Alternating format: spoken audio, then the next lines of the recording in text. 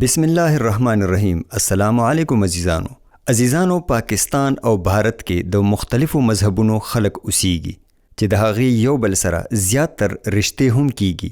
اکثره هندوی جنکې مسلمانان هلکانو سره ودونه کوي او مسلمانان جنکې غیر مذهبو سره ودونه کوي. اکثر جنکې خپل مذهب پریدي خو اسلام کې د خپل مذهب پرېښودلو اجازت نشته. په دې وجه مسلمانې جنې سره واده کولو دپاره د نورو مذهبونو خلک خامخا مسلمانېږي. بعضې کیسونو کې داسې هم کیږي چې ښځه خاوند په خپل مذهب کې ژوند تیری. په هغې کې یو کیس د سیف علي خان او کرینا کپور هم دی. دا دواړه د بھارت مشهور فلمی کسان دي.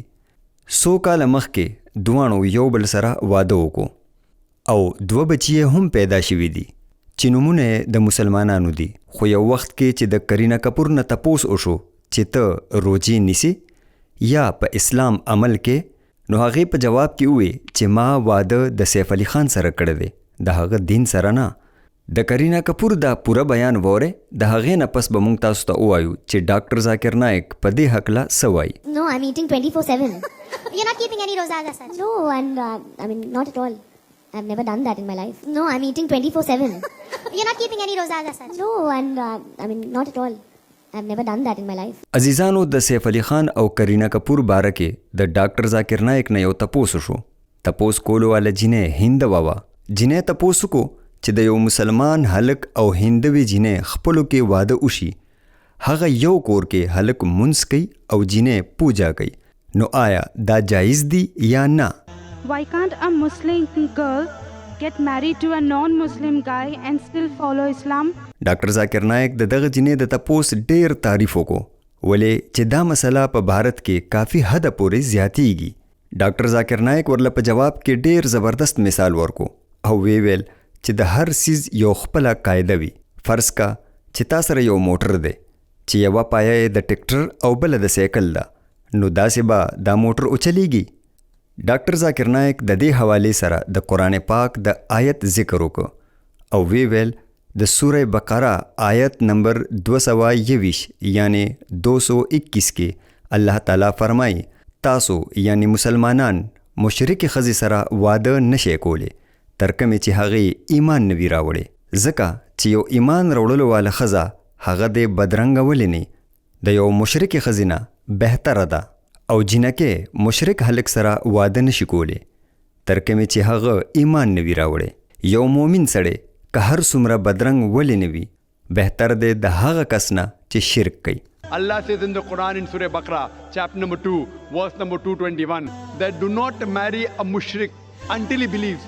Do not marry an idol worshipper. Do not marry a non-believer until he believes.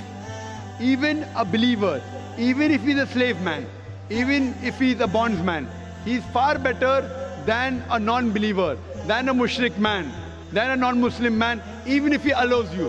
ډاکټر ذاکر نایک د دې آیت وجه بیان کړه او ویل که تاسو د خدای نه علاوه د بل چا عبادت او اطاعت کوئ نو ډېره لویه ګناه ده.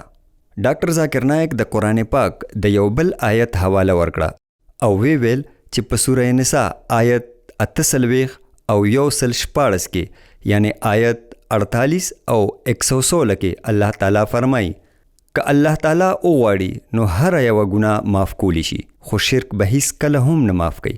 که چېرې یو انسان مشرک مړ شو نو الله تعالی هغه کله هم نشي معاف کولی، ولې چې مشرک هغه کس دی چې شرک کوي او دا د ټولو نه لویه ګناه ده.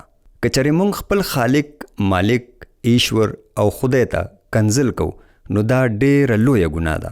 چا چې موږ له ژوند راکړی، چا چې موږ له دا ټول څیزونه دنیا کې راکړي، که موږ هغه ته کنځل کو او د هغه نه علاوه د بل چا عبادت کو نو دا به شرک وي.